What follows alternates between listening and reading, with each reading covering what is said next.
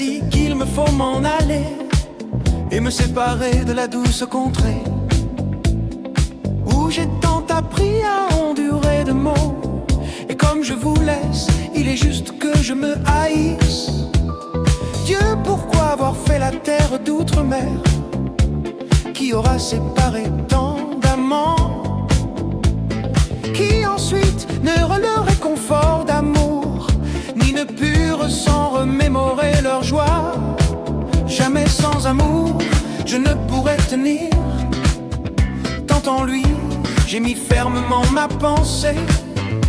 Pas davantage que mon cœur loyal ne me laisse m'en détourner, mais je suis avec lui là où il veut et aspire.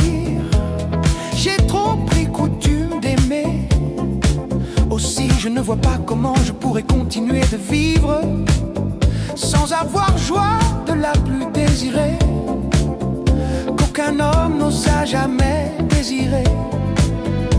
Je ne vois pas, une fois séparé d'elle, que je puisse avoir ni consolation ni joie, car jamais je n'ai rien fait de si mauvais gré que vous quitter si je ne devais jamais vous revoir.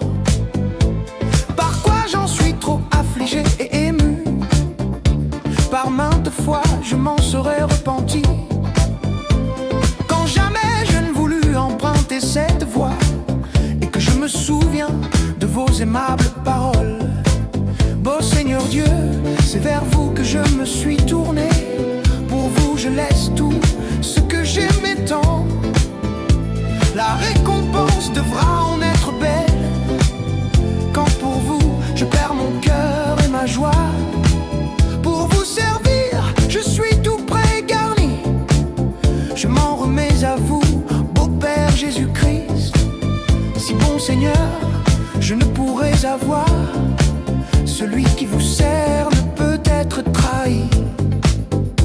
Mon cœur doit bien être joyeux et affligé, affligé de ce que je me sépare de madame, et joyeux de ce que je suis désireux de servir Dieu, à qui appartient mon corps et mon âme. Cet amour-là est chose trop fine et puissante, par là il convient que viennent les plus instruits.